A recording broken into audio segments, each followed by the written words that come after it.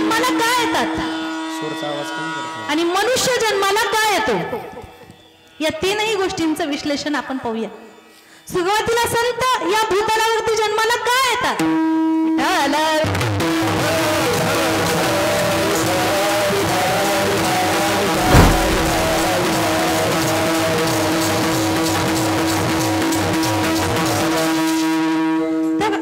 संत या भूतलावरती का आले. आम्ही वैकुंठवासी आलो या चिकासी, बोलिले जे ऋषी साच भावे वर्ताया.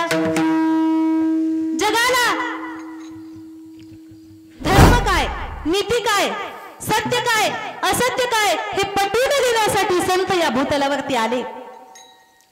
मग संत या भूतलावरती येऊन करतात काय, तर सामान्य जीवाला हिताच्या ठिकाणी संत जागे करतात. काय सांगू आता संतांचे उपकार, माझा निरंतर जागविती. संत हिताच्या ठिकाणी जागेच नव्हे तर सामान्य जीवाला शिकवण देतात.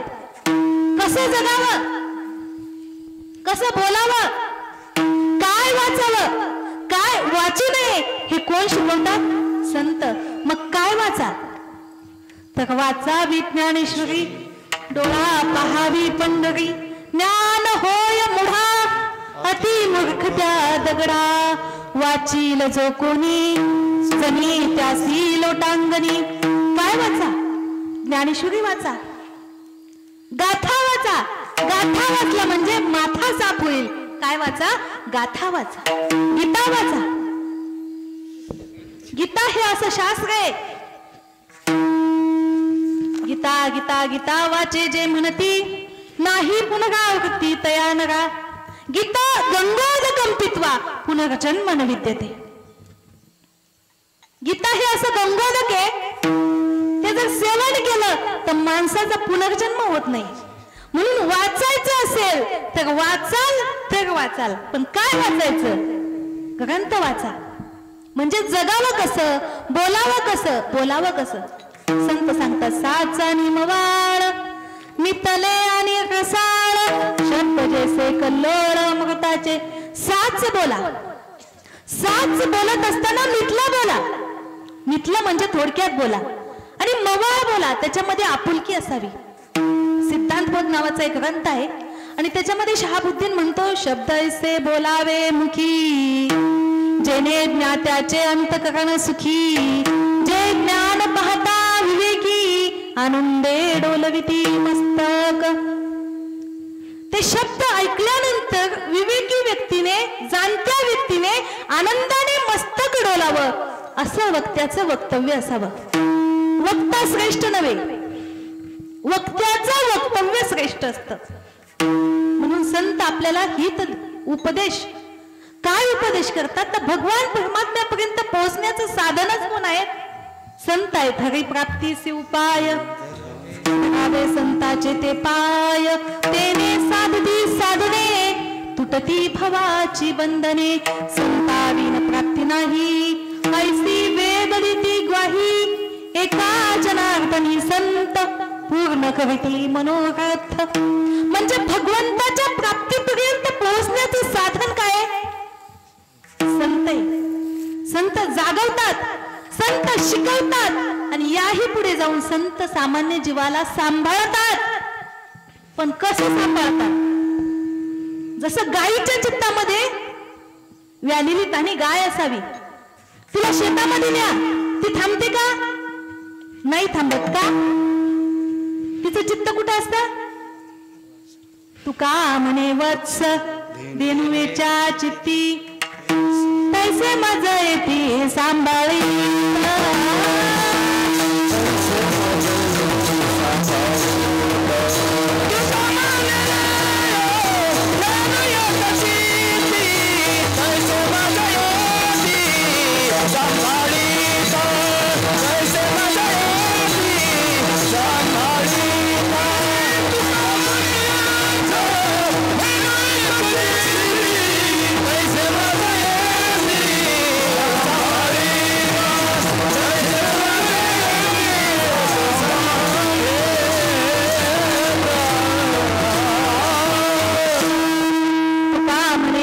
देनुवेच्या चित्ती, तैसे मजे ती सांभाळीत. गाईच्या चित्तामध्ये तिचं बछडं असतं, पिलू असतं, वासरू असतं. तसं संतांच्या चित्तामध्ये त्यांचे भक्त असतात. सामान्य जीवाच्या कल्याणासाठी संत या भूतलावरती अवताराला आले. जगाच्या कल्याणा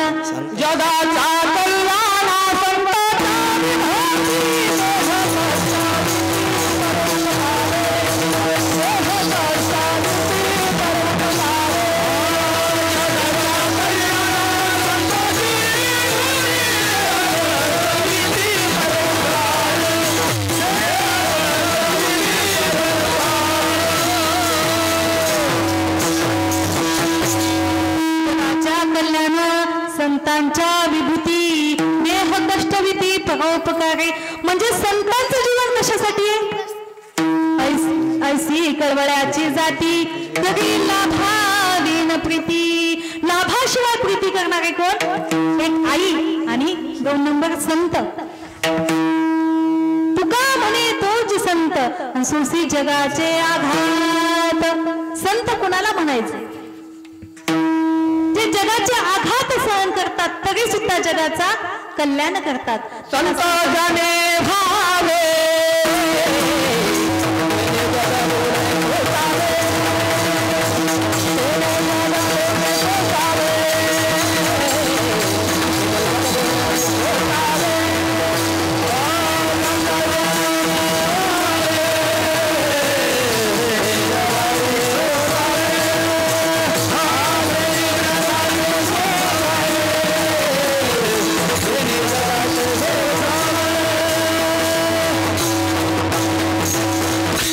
एकंदरीत संतांचा जन्म हा जीवाच्या कल्याणासाठी, सामान्य जीवाच्या उद्धारासाठी संतांचा जन्म होतो. पण माणसाचा जन्म का होतो? संतांचा जन्म होत नाही. संत जन्म घेतात जीवाच्या कल्याणासाठी. पण माणसाचा जन्म का होतो? माणसाला यावंच लागतं. काय यावं लागतं? ज्ञानोबा म्हणतात, अगा करणी जे उरावे तीही सुख दुःखी फळावे आणि तया ते भोगावया यावे देहाय का. केलेल्या कर्माची फळं भोगण्यासाठी माणसाला या भूतलावरती यावंच लागतं. मग केलेली कर्म भोगत असताना मनुष्याची काय कर्तव्य? जसं संत जागवतात, शिकवतात आणि सांभाळतात, हे 3 प्रमुख कर्तव्य करतात. पण मनुष्य काय करतो? एक सामान्य कर्तव्य, स्वाभिमानाने जगता येईल एवढी इस्टेट कमवा. किती? स्वाभिमानाने जगता येईल इतकी इस्टेट कमवा, जास्त नको. एक सुभाषितकार म्हणतो, साई इतना दीजिए जा मैं कुटुंब समाय, ना मैं भूखा रहू ना भिकारी भूखा जाय. किती कमवा? पोटा फक्त, जास्त नको. पण माणसं काय झाले? जास्त कमवायला लागले, जास्त हावहाव करू लागले. गॉड मेड मॅन, देवानं माणूस बनवला. मॅन मेड मनी, माणसानं पैसा बनवला. मनी मेड मॅन मॅड, पैशानं माणसाला वेडं बनवलं. आज पैशाच्या नादात भाऊ भावाला ओळखत नाही. माणसं नातीगोती विसरत चालला. पैशानं जग जवळ आलं. ऑनलाईनच्या जमान्यामध्ये मोबाईलवरती एकदा क्लिक केलं की भाजीपाला येतो, किराणा येतो, कपडे येतात. एका क्लिकवर सगळं काही भेटतं. पण सुख दुःख भावना व्यक्त करायला माणूस घरपोच भेटत का? मोबाईलमुळे सगळं काही साध्य झालं. पण माणसं काय झाली? बाप, मुलगा बाप्पाजवळ बसलेला असतो, पप्पा पप्पा करत बाप्पाजवळ येतो. पण बाप बोलतो का? नाही. आई मुलाजवळ बसलेली असते, तिला वाटतं मुलाशी काहीतरी हितगुज सांगावं, बोलावं. पण मुलगा बोलतो का? नाही बोलत. पत्नी जवळ बसलेली असते, ती काहीतरी सांगत असते. पण पती मात्र मोबाईल मध्ये, तिला वाटतं काय आपण या भूताशी बोलावं. आपल्या भावना जर समजत नसेल तर बोलून का उपयोग आहे? 75% संसार उद्ध्वस्त झाले. कशाने? संवादच नाही, एकमेकाच्या भावनाच व्यक्त होत नाहीत. कसं कळेल? विठ्ठला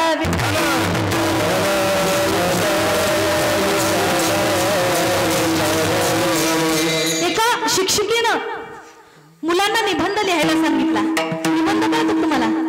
ज्याला ज्याला बंधन नाही तो निबंध. मग त्या मुलांनी निबंध लिहिला, मला पंख असते तर, मी पंतप्रधान झालो तर, मी नदी असते तर. ज्याने त्याने अलग अलग निबंध लिहिले. पण तिच्याच मुलाने असा निबंध लिहिला होता, मी मोबाईल असतो तर. आणि तिने तो निबंध वाचायला घेतला. मी मोबाईल असतो तर किती छान झालं असतं. माझे मम्मी पप्पा माझ्या सोबत खेळले असते. संध्याकाळी झोप येईपर्यंत मोबाईल पाहतात, झोप येईपर्यंत मला जवळ घेतलं असतं. उठल्या उठल्या मोबाईल हातात घेतात, उठल्या उठल्या मला जवळ घेतलं असतं. मस्त मम्मीच्या हातात आणि पप्पाच्या खिशात ताट मानेने फिरलं असतं. आई वडील त्या मोबाईलला अलगद उचलतात आणि अलगद ठेवतात, तितकंच नाजूक हाताने अलगद मला सांभाळलं असतं. देवा तुम्हाला मोबाईल बनव ना, या आयुष्यात नाही तरी पुढच्या आयुष्यात तरी मोबाईल बनव ना, म्हणजे माझे मम्मी पप्पा मला वेळ देतील. आता त्यांना माझ्याकडे लक्ष द्यायला वेळ नाही. हे कोण? शिक्षिकेचा मुलगा. आणि त्याने ते लिहिले. मायबाप विचार करण्यासारखी गोष्ट आहे. मोबाईलच्या नादात इतका वेडा झाला जमाना, खूप वेडा झाला. एका बाईचं मूल बाजेवरचं 2-3 महिन्याचं मूल खाली पडलं तरी ती 2 ते 3 तास मोबाईल पाहत होती. मुलाचा आवाज येईना म्हणून पाहिलं तर मूल खाली पडून गत प्राण झालं होतं. इतकं बायका चहा करतात पण इकडं मोबाईल. काय चाललंय काय? इतकं वेडा होऊन चालणार नाही. ज्याच्याकडे अँड्रॉइड पीस 20-20 हजाराचा तो श्रीमंत. इथं भाजीला तेल नसलं तरी चालेल पण गाडीत पेट्रोल टाकून ठेव. काय हे बघा, पैसा म्हणजे सगळं काही नाही. ऑनलाईनच्या जमान्यात जगताय तुम्ही. पैशाने श्रीमंत झाले म्हणजे मोठे झाले असं नाही. श्रीमंती लागते माणसांची. पैसा तर कोणी पण कमावतं. श्रीमंती कशी लागते? माणसांची लागते. स्वाभिमानाने सांगते, आमचे बंडूबुवा वारले तेव्हा आम्ही कल्पनाही नव्हती केली की गोळेगाव मध्ये इतकं माणसं येतील. पण मुंगीवाणी माणसं जमा झाले होते. काय कमवलं? अरे पैसा. काय येताना काय आणलं आणि जाताना काय नेणार? खाली हात आएंगे खाली हात जाएंगे. येताना घेऊन आलासी काय, जाताना घेऊन जाशील काय. नको अभिमान धरू तू भल्या माणसा. काहीच नाही आणलं येताना, जातानाही काहीच नाही.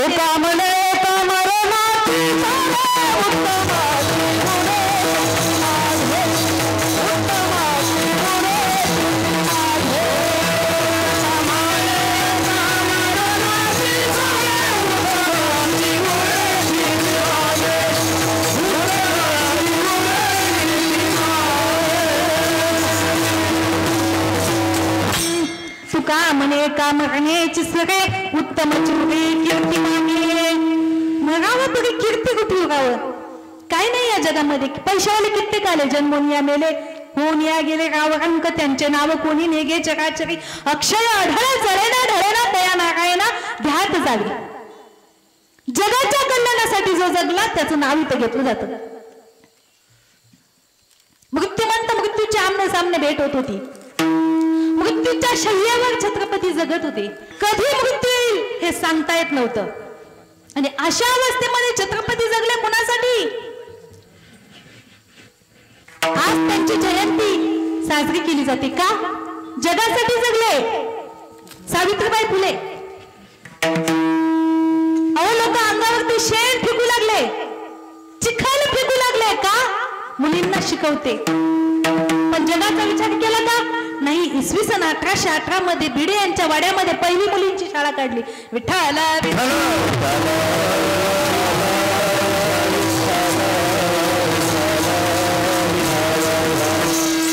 जो जगासाठी जगला त्याचं नाव इथे होतं.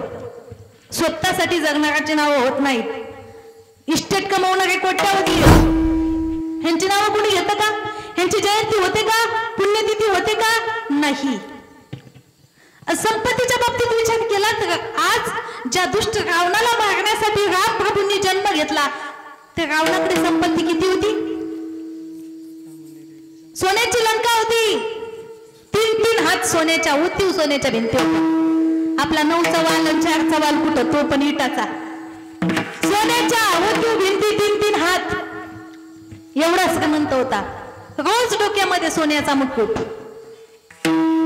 तो का नवरदेवाचा होता की याच्या डोक्यातून त्याच्या डोक्यात, त्याच्या डोक्यातून? आज जो घातला तो उद्या नाही आणि उद्या जो घातला तो मग वर्षभराचे मुकुट झाले किती झाले हा म्हणजे कसं काय वर्षामध्ये 365 दिवस असतात म्हणून तुम्ही 365 म्हणता का 365 नाही तुम्ही 360च म्हणता 365 नाही विचार का कावणाला डोके किती होते मग 365 टाकीचे डोके काय खाली होते काय विठ्ठल विठ्ठल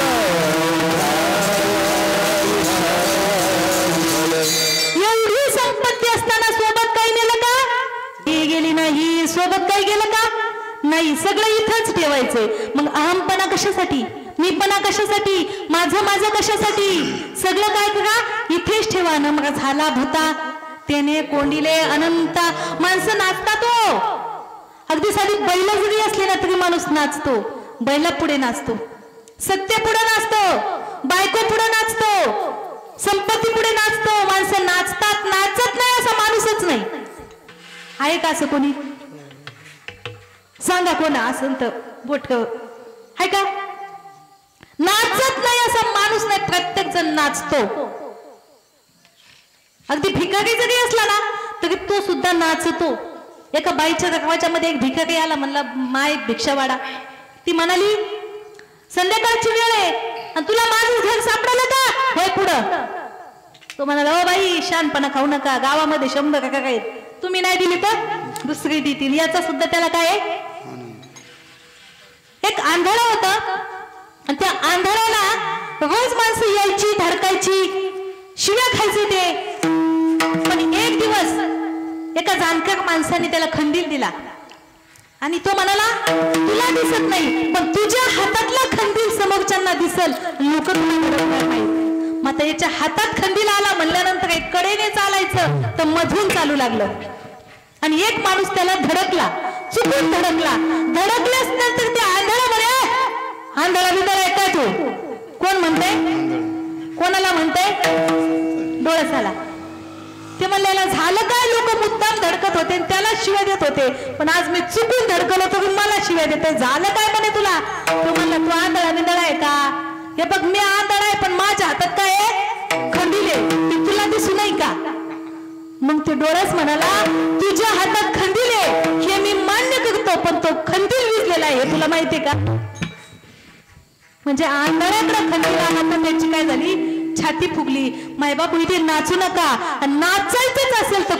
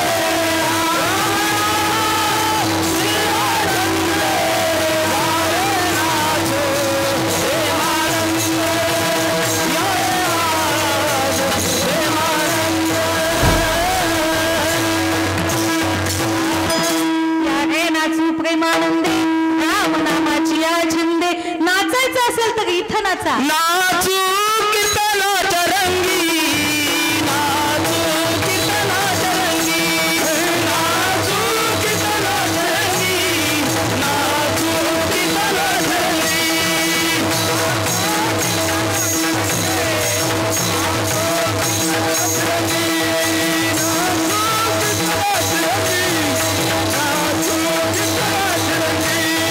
नाचू कीर्तनाच्या रंगी शक्ती आतुत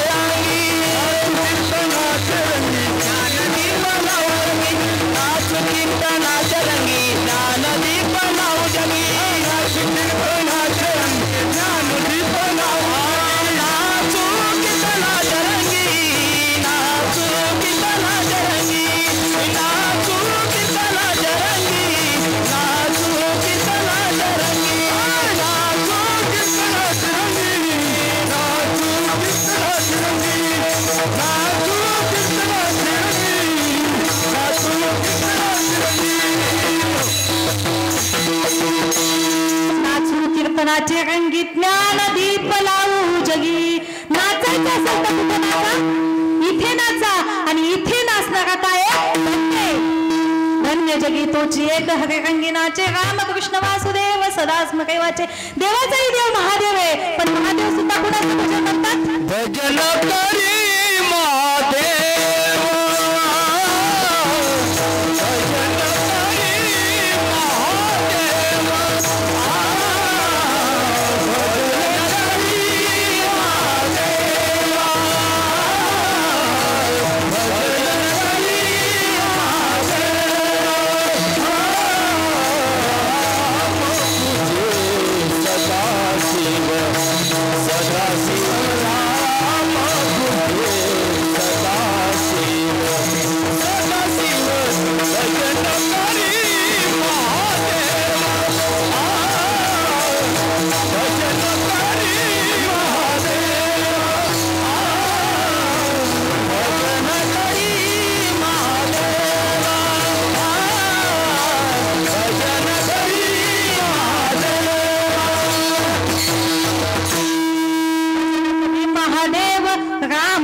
सदाशिव. देवाचा देव महादेव, पण त्यांनी सुद्धा कुणाचं भजन केलं, रामनामाचं भजन केलं. एवढी ताकद मायबापू त्या नामामध्ये. म्हणून जगायचं असेल तर जीवनात असं काहीतरी करा की भजन कीर्तन देशासाठी धर्मासाठी आणि देवासाठी जगा. Life is drama, life is drama, man is actor and God is director. जीवन हे एक नाटक आहे. या नाटकाचा कलाकार मनुष्य आहे आणि दिग्दर्शक तो देव आहे. मनुष्य जन्माला आला तेव्हा एक पुस्तक घेऊन जन्माला आला. त्या पुस्तकातलं पहिला कवर म्हणजे जन्म, शेवटचा कवर म्हणजे मृत्यू आणि मधातली पानं ते म्हणजे आपलं आयुष्य. त्या पानामध्ये काय लिहायचं हे आपल्या हातात आहे. इथं आंबे लावले तर आंबेच खाल, चिंचा लावल्या चिंचाच खाल, बाबली लावल्या जसं पेराल तेच उगवेल. तुमच्या हातात आहे. हे जीवन जगत असताना इथे आचरणाला खूप महत्व आहे. आचार परमो धर्म. हा तुमच्या मागं जे तुमचं तुमच्याविषयी बोललं जातं त्याला व्यक्तिमत्व म्हणतात. पण तुमचं आचरण श्रेष्ठ असेल तर तुमचं व्यक्तिमत्व बनतं. आणि तुम्ही जेव्हा फिरता तेव्हा अस्तित्व घेऊन फिरता. तुमचं आचरण श्रेष्ठ असेल तर व्यक्तिमत्वाला किंमत आहे आणि अस्तित्वाला लोक सॅल्यूट करतात. का? सदाचार परमो धर्म. राम प्रभूंना सीता माता जनकपुरीमध्ये भेटल्या आणि त्याच वेळी सांगितलं, सीते आजपासून मला जी कोणी स्त्री भेटेल ती कुणासारखी असेल, आईसारखी आणि बहिणीसारखी असेल. बोले तैसा चाले त्याची वंदावी पाऊले. बोलिला वाल्मिक तैसाची चाले आणि वरतो निदावे नामा म्हणे. जसं वाल्मिकांनी लिहून ठेवलं जगताला पाहिजे मायबापू माणसाला. जीवन जगत असताना स्वामी विवेकानंद म्हणतात, Swami Vivekananda once said, if you have lost your wealth, संपत्ती गमावली तुम्ही. If you have lost nothing, काहीच गमावलं नाही. If you have lost your health, एखादा अवयव गमावला. If you have lost your something, थोडस काहीतरी गमावल्यासारखं आहे. पण if you have lost your character, if you have lost your everything. जर तुमचं कॅरेक्टर चुकलं, तुमचं चरित्र चुकलं, तुमची भूमिका चुकली, जीवन संपलं. म्हणून काय कमवायचं हे तुमच्या आणि माझ्या हातात आहे. जगा माय बापो, पण जगत असताना आपण एक आदर्श असं जगा. भगवंत सांगतात, यद्यदाचकती श्रेष्ठस तत्तद्देवेतरो जनः सयत् प्रमाणं कुरुते लोकस्तदनुवर्तते. एत वडील जय जय करीती तया नाम धर्म ठेविती. एकते अनुष्ठिती सामान्य संगर. वडील माणसं जसं वागतात तसंच मुलं वागतात. आपण काय करतो त्या विषयानुसार आपली मुलं घडत असतात. म्हणून संपत्ती कमवण्यापेक्षा काय कमवा, संतती कमवा. संपत्ती तुम्ही कमवली आणि संतती बिघडली तर सगळ्या संपत्तीचा काय नाश आहे. म्हणून कमवत असताना संतती कमवा, त्यांना घडवा. काहीच गरज नाही संपत्ती पोटापुरते दे देवा, जास्त मागू नका. पहिलं कर्तव्य काय, स्वाभिमानाने जगता येईल एवढी स्टेप कमवा. दुसरं कर्तव्य, विशेष कर्तव्य म्हणतात याला, त्याला पुण्याची प्राप्ती म्हणतात. जीवनामध्ये जन्माला आल्यानंतर इतर देहांना पशु पक्ष्यांना पाप पुण्य कळत नाही. पशु काय पाप पुण्य जाणती, उत्तम मध्यम भोग भोगिती. पशु पाप पुण्य जाणत नाहीत, माणसंच जाणतात. याच देहामध्ये भगवंताची भक्ती घडते. देह दिला देह भजना तुला झाला भला बालुकेचा, तुला झाला माता बालुकेचा. देह दिला देह भजना बालिकेला, तुला झाला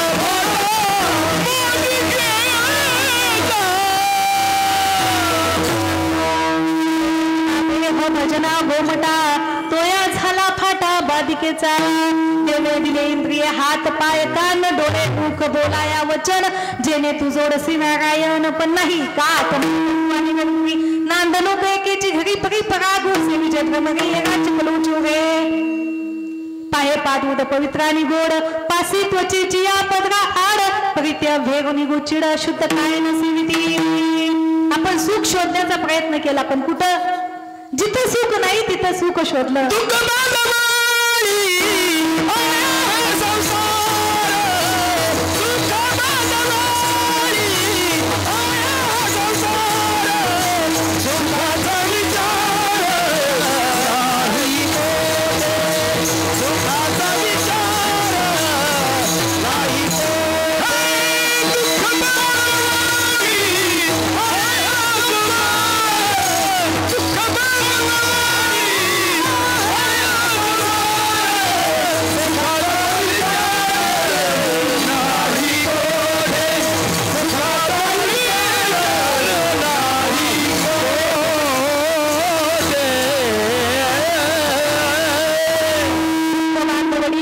संसार सुखाचा विचार नाही कोठे. इथं प्रत्येक क्षणाला दुःखच आहे. मानलं तर काय, मानलं तर सुख आहे, नाही मानलं तर काय तुमच्या मानण्यावर अवलंबून आहे. कारण ज्ञानोबा काय म्हणतात ना, टीका व्यवहार सर्व हा संसार. इथे भगवंताच्या भक्तीत आला तर काय आनंद आहे. हा तुम्ही शेतकरी असाल, तुम्हाला काम करावं लागत असेल, पण संत सांगतात कामामध्ये काम. पोटासाठी किती जरी काही जरी काम करावं लागलं तर कामाची लाज बाळगू नका. मीच होती काम परिमुखी तुझे नाम. भगवंताचं नाम जर मुखामध्ये असेल तर त्या कामाचं तुम्हाला काहीच वाटणार नाही. जर नाम मुखामध्ये असेल तर तो भगवंत स्वतः तुमचं काम करू लागेल. उच्च नीच काही नेणे भगवंत तिष्ठे भाव भक्त देखुनिया. दासी पुत्र कन्या विदुराच्या भक्षी दैत्या घरी रक्षी प्रल्हादासी. प्रत्येक संतासोबत देवानं काम केलं. भक्ती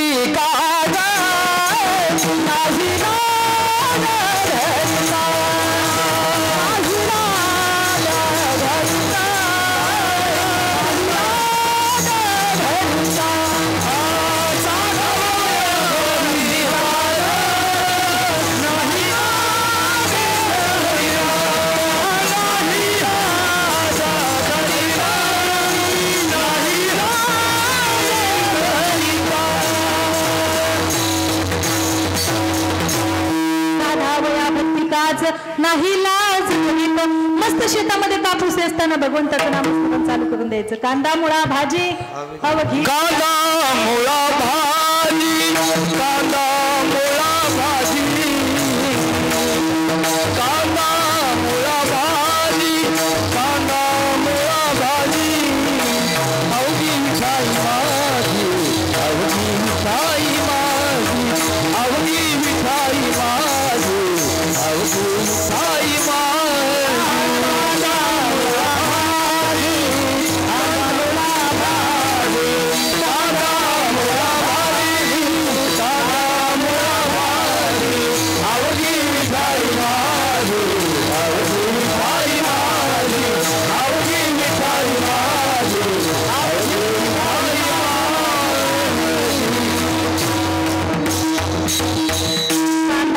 भाजी अवघी मिठाबाई माझी. प्रत्येक संतासोबत कसलंही काम असू दे, कितीही नीच काम असू द्या, दासी आहे जनाबाई, पण त्या जनाबाई सोबत भगवंतानं धुणं भांड्याची कामं केली, जाता ओढलं, किती काम केलं. नामदेवांच्या घरी काही माणसं का, किती माणसांचं काम केलं. 14 माणसं होती. नामदेवाचे घरी 14 जण स्मरे हरी. ते 14 माणसं कोण कोण होती? नामदेवांनी एका अभंगामध्ये बोलाई राजाई दोघी सासू सुना राम नाम झाला बापले का हो राम नाम झाला बापले का हो राम नाम झाला बापले का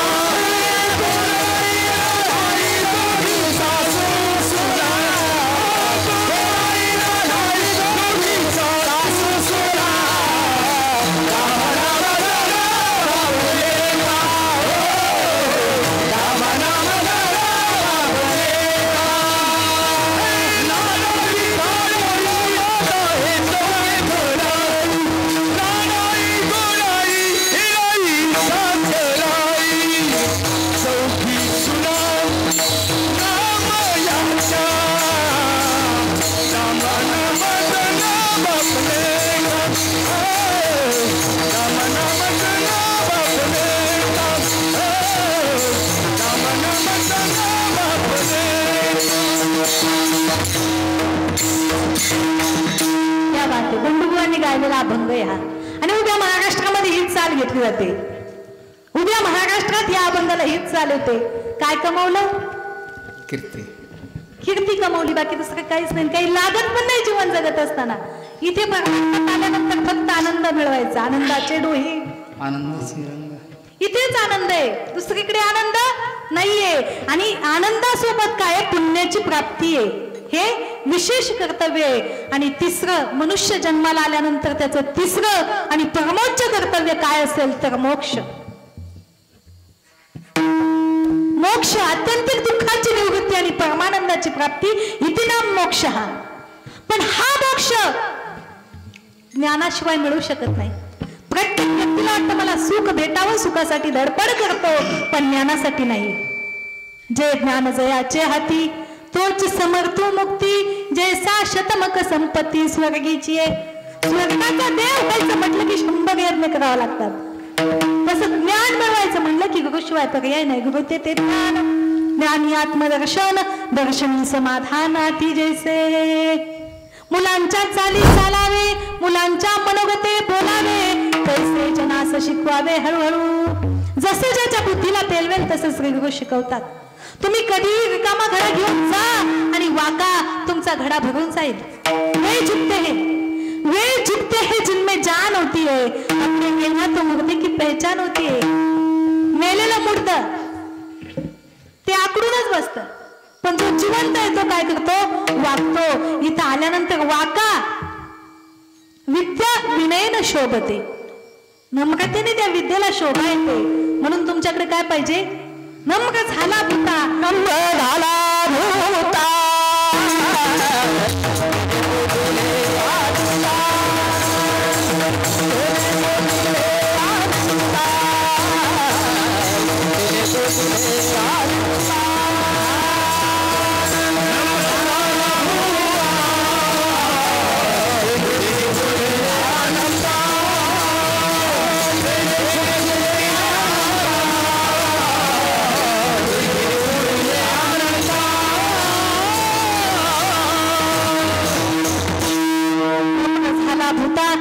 कोंडिले अनंता. इथे संतांच्या संगतीत यावं लागेल. सुखासाठी कुठे यावं लागेल? संतांच्या संगतीत यावं लागेल. तर इथे काय? सुख आहे. हे कोंडिले अनंता. इथे अनंताला, त्या भगवंताला प्राप्त करायचं असेल तर काय? वाकावं लागेल. तरी तनो मनो जीवे चरणासी लागावे आणि अगरवता करावे दास्य सकळ. जसा परीस त्याच्या संगतीत लोखंड यावं, त्या लोखंडाचं काय होतं? तसं संतांच्या संगतीत आले म्हणजे जीवनाचं काय होईल? काय होईल? सोनच होईल. आणि वाईटाच्या संगतीत गेलं म्हणजे काय होईल? संगत सजन की करले तो पडत पडत जाए, संगत कधे की करले तो दो दो लाथा खाए. किती महान साधू असू द्या, वाईटाच्या संगतीत गेला म्हणजे तो बिघडतोच. वेदनाच्या संगे हिरग,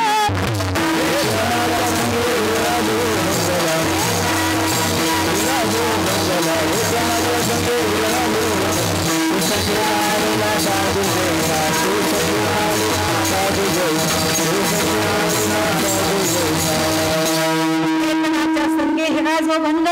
कुसंगे नाडीला साधू तैसा, किती महान साधू असू द्या, वाईटाच्या संगतीत गेला म्हणजे तो बिघडतोच. म्हणून open and enemy than a false friend. चुकीच्या मित्रापेक्षा उघड उघड शत्रू चांगला, पण चुकीचा मित्र नकोच. बायकांना नेणार माय म्हणते माझं मुलंही चांगलंय पण गणपेच्या संगतीने बिघडलं. पत्नी म्हणते आमचे त्यालाही चांगले आहेत पण त्या आमक्याच्या संगतीने बिघडले. संगत काय करते? तुकोबराय एकदम कठीण भाषेमध्ये म्हणतात, दुर्जनाची गल्ली विष्टेची या, दुर्जनाची गल्ली विष्टेची आपली, विष्ठा परवडली पण दुर्जनाची गल्ली नको. विष्ठा तरी बाहेरून सुगंध देते, दुर्गंध देते. दुर्जनाच्या गल्लीत गेलं की चित्तात घाण बसते. म्हणून दुर्जनाची संगत नको. सज्जना संगती करावा उपवास, दुर्जनांचा गोड घास खाऊ नये. Man is known by his company. माणसाची ओळख तो कुणाच्या संगतीत असतो त्याच्याबरोबर होते. म्हणून संगत जीवनात आले. तुमचं परमोच्च कर्तव्य साधत असताना तुम्हाला संतांच्या संगतीत यावं लागेल, तेव्हाच तुम्हाला मोक्षाची प्राप्ती होईल. विठ्ठल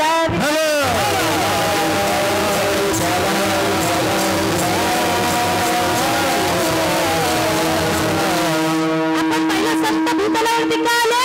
जागविती, शिकविती, सांभाळविती. संतांना काय करावं लागतं? जागावं लागतं. सामान्य जनाला जागवतात, शिकवतात, सांभाळतात. मनुष्य आल्यानंतर त्याने काय 3 कर्तव्य करावे?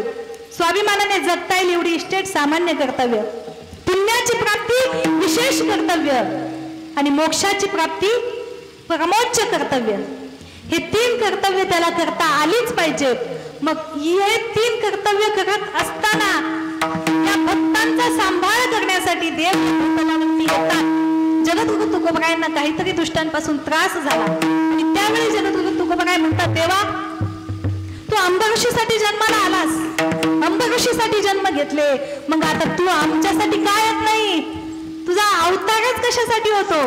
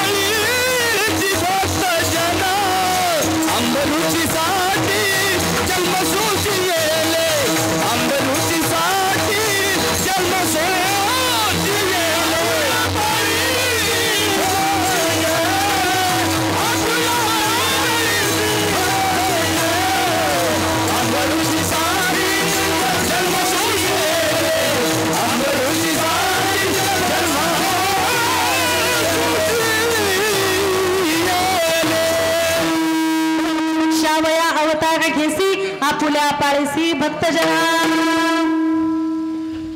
ज्यावेळी दैत्य रूपामध्ये जन्माला येतात आणि सज्जनांना त्रास देतात, त्यावेळी या सज्जनांचा, संतांचा आणि भक्ताचा सांभाळ घेण्यासाठी भगवंत येतात. भगवंत सांगतात, परित्राणाय साधूनां विनाशाय च दुष्कृतां धर्म संस्थापनार्थाय संभवामि युगे युगे. यदा यदा हि धर्मस्य ग्लानिर्भवति भारत अभ्युत्थानम धर्मस्य तदात्मानं सृजाम्यहम्. जेव्हा जेव्हा धर्माला ग्लानी येते त्यावेळी धर्माची स्थापना करण्यासाठी आणि अधर्मीचा नाश करण्यासाठी प्रत्येक युगामध्ये भगवंत अवतार घेतात. मायबापू रावणासारखे दैत्य माजले होते. इतका वाईट होता तो, इतका वाईट होता, लंका त्याची नव्हती. लंका कुणाची होती? लंका धन हे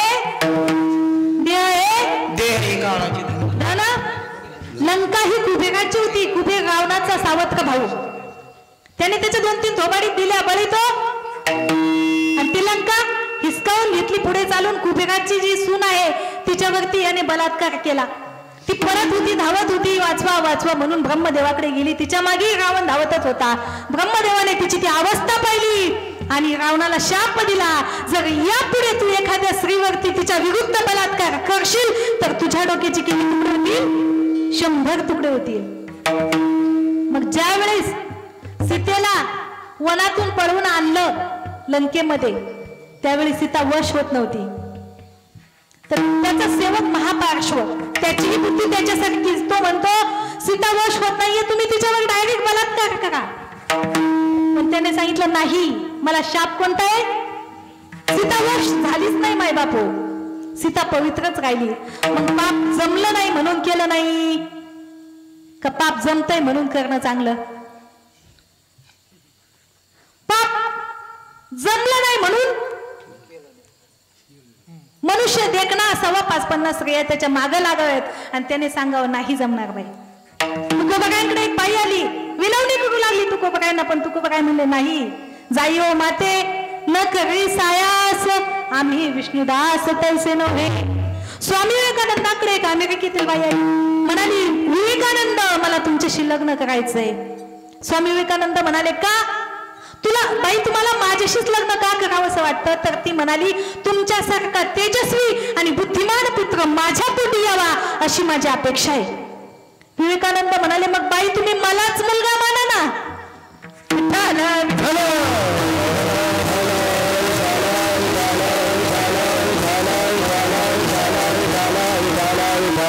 माणसाची नीतिमत्ता चांगली असावी, पाप त्याचे नाव अविचारिता नेत भलते जीवनमत्त करी सदा.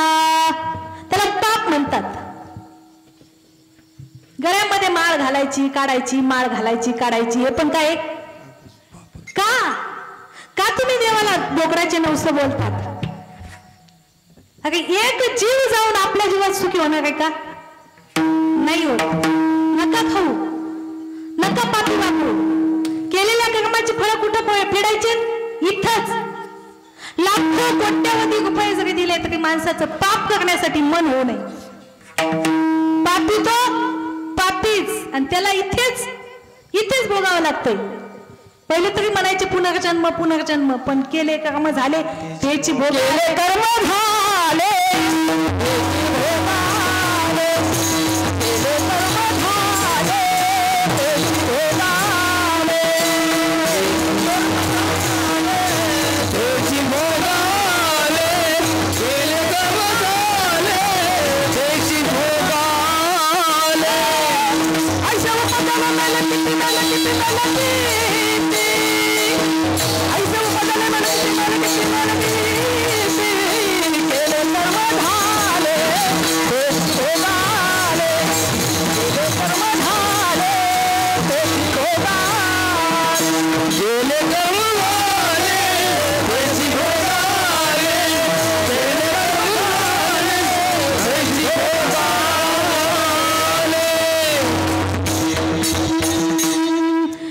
कर्म झाले त्याची भोगा आले, उपजले मेले ऐसे किती.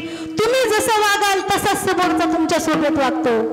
4 दिवस कुणाचे असतात? सासूचे. आणि 4 दिवस पुन्हा सुनेचे. चंद्र सूर्य मावळला म्हणजे चंद्र आहेच, आणि चंद्र गेला म्हणजे चालूच आहे. आपण महिलांना खास करून तुमच्यासाठी, मला तुम्ही सांगा 3 भाऊ एकत्र 25 वर्षापर्यंत वायली निघत नाही, एका ताटात खाते. लग्न झालं की 25 दिवसात का? ही ताकद कुणाची आहे? कुणाची ताकद आहे? 25 वर्ष एका माणसाला 3 मुलं होते, तिघांची लग्न झाली, ती मुलं एका ताटात जेवत होते. पण लग्न झाल्यानंतर 25व्या दिवशीच म्हणले काय जमत नाही, वायली निघायचं. सरपंचाकडे गेले. सरपंच म्हणाले हे बघा जमत नाही म्हणल्या वाटणी करावीच लागेल, पण प्रथमतः हे सांगा आई वडिलांना कोण सांभाळणार? मोठा मुलगा पुढे आला आणि म्हणाला आम्ही किती मुलं आहेत? 3. सालातले महिने किती असतात? एकेकाला किती वाटून येतात? 4. आम्ही एक जण आई वडिलाला आळीपाळीने किती 4 महिने सांभाळू. इतका वेळ बाप ढगाकडे डोळे लावून पाहत होता, पण थांबवलं नाही, रावलं नाही. पुढे आला आणि म्हणाला इस्टेट कुणाची आहे? माझी आहे. मी जोपर्यंत जिवंत आहे तोपर्यंत इस्टेटीची वाटणी. मोठा मुलगा म्हणत होता 15 एकर शेती आहे, 5-5 एकर वाटून द्या. पण बापाने सांगितलं अंगातल्या कपड्यानिशी बाहेर निघा आणि एकेकाने 4-4 महिने आळीपाळीने माझ्याकडे या. बाकीच्या महिन्यांची व्यवस्था असा बाप पाहिजे. विठ्ठल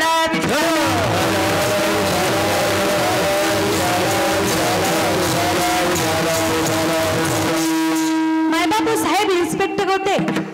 पोलीस स्टेशन दणानून जात होतं. साहेबांची गाडी आली, म्हणलं की पोलीस स्टेशन दणानून जायचं. मुलाचं लग्न झालं आणि घरातलं वातावरण बदललं. मामा आत्ताच फरची पुसली होती ना, बुट्ट घालून कसे आले? अरे बुट्टा सहित लोक सॅल्यूट करत होते मामाला. सून उठता बसता बोलत होती. आतापर्यंत पत्नीने सगळे काम केले पण कधी एक शब्द बोलली नाही. विठ्ठल विठ्ठल.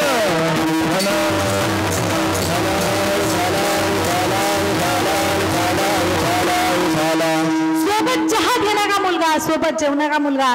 आता सोबत जेवत नव्हता, सोबत चहा घेत नव्हता. पण एक दिवस अचानकच मुलगा सोबत चहा घ्यायला आला आणि म्हणाला, आई बाबा मला तुमच्याशी बोलायचंय. प्रीतीच्या भावाचं लग्न आहे आणि याच शहरातली मुलगी प्रीतीच्या भावाला दिली. ते लग्नासाठी मंगल कार्यालय करू लागले पण प्रीती म्हणाली नाही, मंगल कार्यालयापेक्षाही छान आपला आलिशान बंगला आहे, या बंगल्यामध्येच माझ्या भावाचं लग्न होईल. आई बाबा तुम्हाला त्रास नको, खूप पाहुणे येतील, तुम्ही 15 दिवसासाठी ताईकडे जाता का? कोण म्हणतंय? साहेब ताडकन उठले, जमणार नाही म्हणले. मुलगा सून आदळापट करत लग्नाला गेले. 15 दिवसांनी आले त्यावेळेस बंगल्याच्या समोर वॉचमॅन होता. वॉचमॅननी एक चिठ्ठी आणि एक चावी त्या मुलाकडे दिली. त्या चिठ्ठीमध्ये जे लिहिलंय ते फार महत्वाचं मायबाप हो. त्या चिठ्ठीमध्ये लिहिलं होतं, प्रिय मुला, आम्ही तीर्थयात्रेसाठी बाहेर जातोय.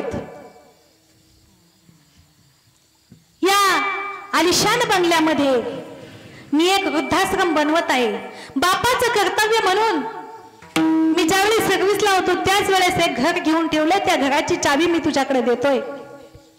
आता यापुढे या बंगल्याचा मालक तू नसशील तर या बंगल्यामध्ये वृद्धाश्रम बनवतोय. आधार असून अनाथ झालेली माणसं इथं येतील, राहतील आणि त्यांचे आशीर्वाद मला लागतील. तुला वाटलंच तर या वृद्ध माता पित्याला भेटायला येऊ वाटलं तर येत जा. मुलाने चिठ्ठी वाचली, ती चावी हातामध्ये घेतली, डोळ्यातून पाणी आलं, निघून गेला. मायबाप हो, मुलाच्या डोळ्यात पाणी का आलं असेल? तुम्हाला काय वाटतं? आईबाप दुरावले म्हणून? इस्टेटीचा मालक विठ्ठल विठ्ठल.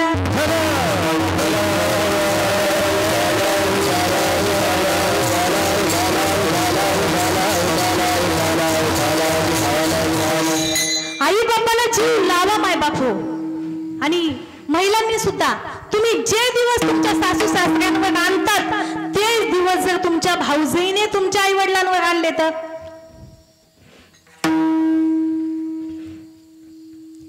का तसं वागतात तुम्ही?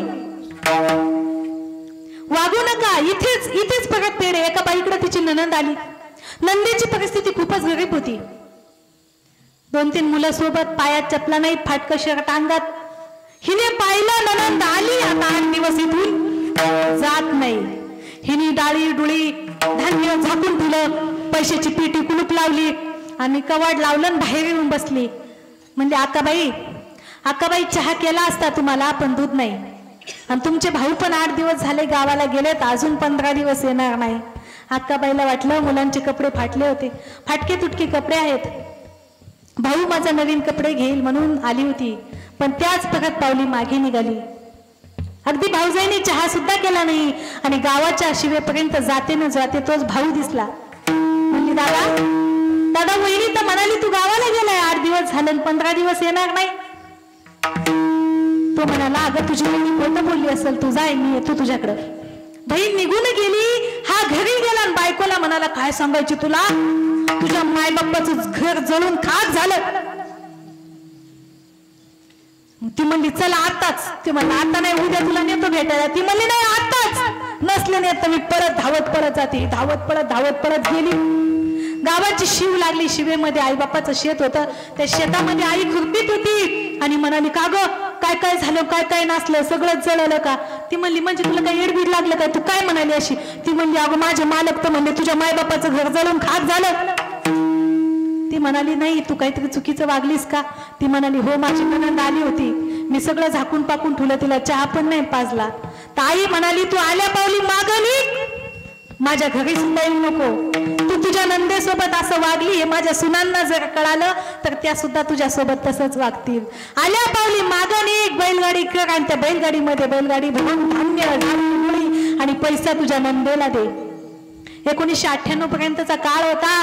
भाऊ बहिणीला साडी चोळी बांगडी करत होता, पण ते तो विसरला आणि म्हणून आता मुली काय करतात, आई बापास तिकडं इस्टेटीत हिस्सा घेतात. आईबाप जिवंत आहे तोपर्यंत मुलीला माहेरचं सुख आहे. एकदा आईबाप गेले की काय मग भाऊ विचारतो का भाऊजे विचारते नाही. म्हणून असं वागा की मायबाप हो.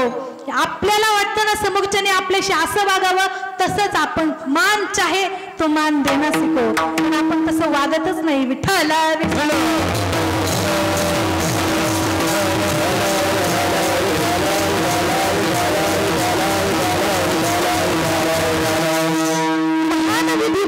महान त्यागानेच होतात. इतिहास घडवणारी माणसं काहीतरी महान त्यागी होते, म्हणून त्यांचं आज या ठिकाणी नाव घेतलं जातं. त्यांचा काहीतरी महान स्वार्थ त्याग असतो, उदार अंतकरणाचे असतात, म्हणून त्यांचं नाव घेतलं जातं. आपण तसे नाहीतच. आपण फक्त माझं आणि काबाड ओझ हेच आपल्याला येतं. जीवनामध्ये असं काहीतरी सदा कुणीतरी आपलं नाव घेतलं पाहिजे. नाही चांगलं करता आलं किमान वाईट करू नका. नाही चांगलं वागता आलं नका वागू, पण वाईट करू नका. सप्ताह नाही करता आला तरी चालेल, पण सप्ताह बंद पाडू नका. कोण असतं सप्ताह बंद पाडणारे? आपल्याच गावची, बाहेरच्या गावची माणसं येतात का? नाही. राम मंदिर बनायला 550 वर्ष लागली का? परदेशातले लोक होते काय? आपल्या स्थिती होती. हमें तो अपनों ने लूटा, गैरों में कहा दम था. आम्हाला तर फुलांपासून जखमा झाल्या. काट्यांपासून होतील त्यात काय नवल, पण फुलांपासून जखमा झाल्या. तुम्ही मला सांगा, संभाजी राजे औरंगजेबाला सापडत होते का? नाही, पण आपल्यातल्याने चाडी केली आणि संभाजी तळकोकणामध्ये सापडले गेले. काय मृत्यू केला त्यांचा कल्पनाही होत नाही. आपल्यातल्यांनीच हे केलं. किती पुण्याची कामं आहे ती. अशी पुण्याची कामं करू नका.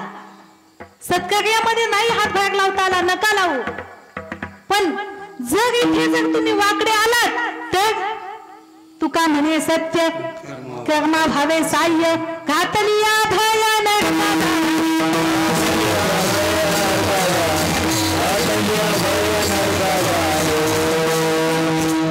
सत्य कर्मा भावे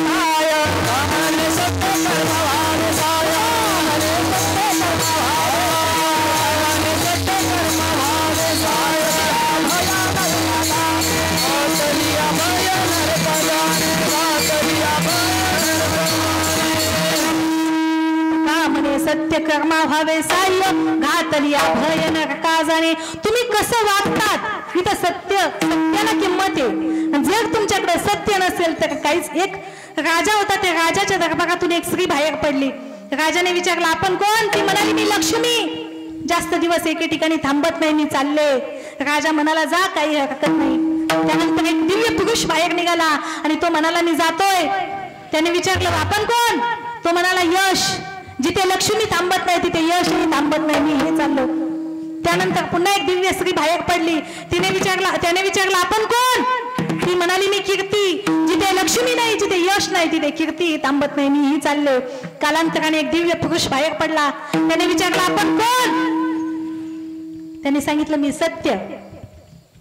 राजाने सांगितलंय, बघ, मी आयुष्यभर सत्य वागलो, सत्याची पाठ सोडली नाही. माझ्याकडची लक्ष्मी गेली, मी काहीच बोललो नाही. यश गेलं, मी काहीच बोललो नाही. कीर्ती गेली, मी काहीच बोललो नाही. पण सत्य वागलो म्हणून सत्याला सोडणार नाही. सत्याला सोडलं नाही. गेलेली लक्ष्मी, गेलेली यश, गेलेली कीर्ती वापस आली. म्हणून मायबाप हो, सत्य परमो धर्म. जीवन जगत असताना सत्यानं वागा, सत्य सत्य तू विठ्ठला, कागा दाविला हा जगदाभास. संसारामध्ये हा सगळा भास आहे आणि सत्य फक्त भगवंत आहे. त्याची भक्ती करत माणसाने जीवन जगलं पाहिजे. जब तक जिंदगी है, जब तक जिंदगी है, तब तक फुर्सत न होगी काम से, लेकिन कुछ समय ऐसा निकालो, याद करो भगवान से, याद करो भगवान से. विठोबा